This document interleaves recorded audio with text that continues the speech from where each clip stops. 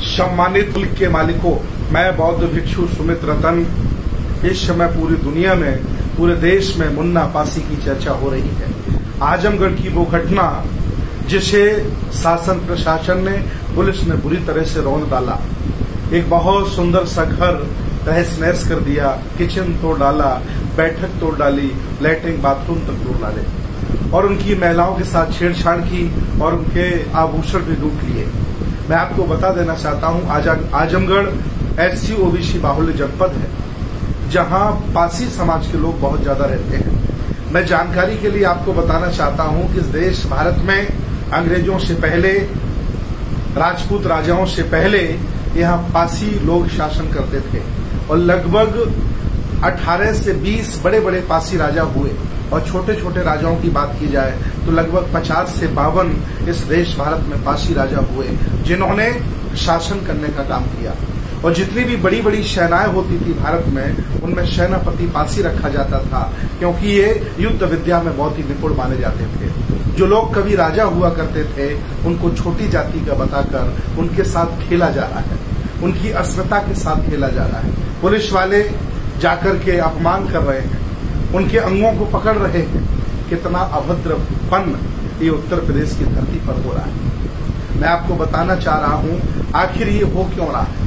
ये सत्ता की वजह से नहीं हो रहा है।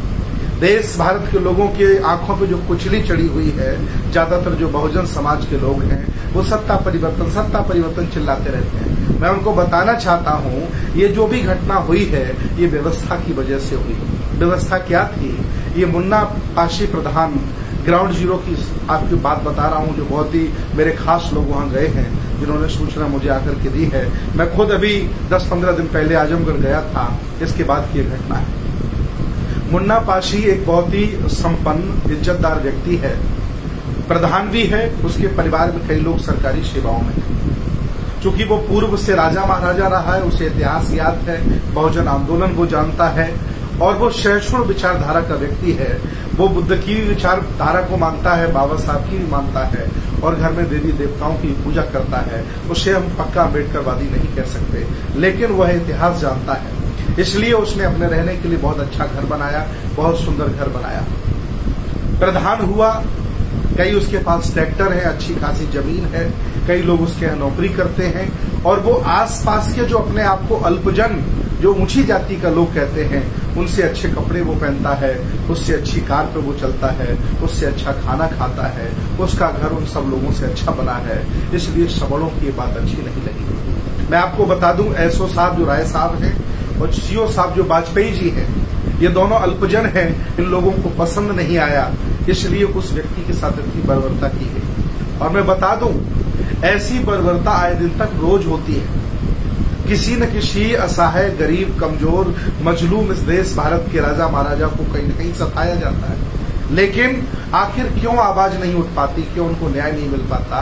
क्योंकि जिन्होंने तुम्हें बांटा था, वो लोग तो मजे मार गए तुम्हें बांट कर, और तुम ईमानदारी से आज भी बटे हो। इतनी बड़ी घटना होने के बाद आज लोग टुकड़ों में वहां पहुंच रहे हैं। कभी 5 लोग पहुंच जाते हैं, कभी 10 लोग पहुंच जा रहे हैं। अरे आजमगढ़ में ही लाखों लोग रहते हैं, चारों तरफ से घेर लिया जाए तो थाने भी खाली हो जाएंगे, DM भी जिला छोड़ के भाग जाएगा। और आजमगढ़ के लोग अगर लखनऊ चले आए तो बाबा को दिल्ली भागना पड़ेगा। इतनी बड़ी जनसंख्या रहती है, लेकिन ये जातियों में बटे लोग, जातिवादी लोग, जाति के नाम पर रोटी सेंकने वाले लोग, राजनीति करने वाले लोग, ये नहीं चाहते कि जातियां खत्म हो, क्योंकि जातियां मजबूत करके उन्हें MP MLA बनने में ज्यादा वक्त नहीं लगता है और जाति खत्म होती तो शासक बनते हैं।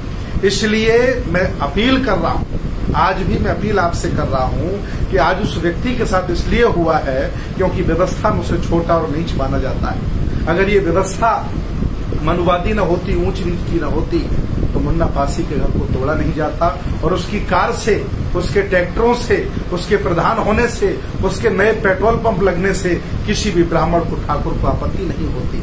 लेकिन यहाँ देश भारत में आज भी बाबा साहब ने संविधान लिखा और संविधान में उन्होंने लिखा है कि संविधान लागू होने से पहले देश भारत में जितने भी जातिवाद था, जितनी भी ऊंच नीच थी, जितने भी पुराने रीति रिवाज कानून थे, मैं उन्हें शून्य घोषित करता हूं। लेकिन आज भी संविधान भले ही खूबसूरत है, बहुत अच्छा है, लेकिन उसको चलाने वाले जल्लाद बैठे हैं। इसलिए मुन्ना पासी जैसे लोगों के साथ अन्याय हो रहा है। मैं अपील कर रहा हूं आप लोगों से कि सारे लोग मिलकर के SC OBC माइनॉरिटी के लोग मिलकर उसके घर जाइए, शासन प्रशासन से उसके लिए हेल्प करिए।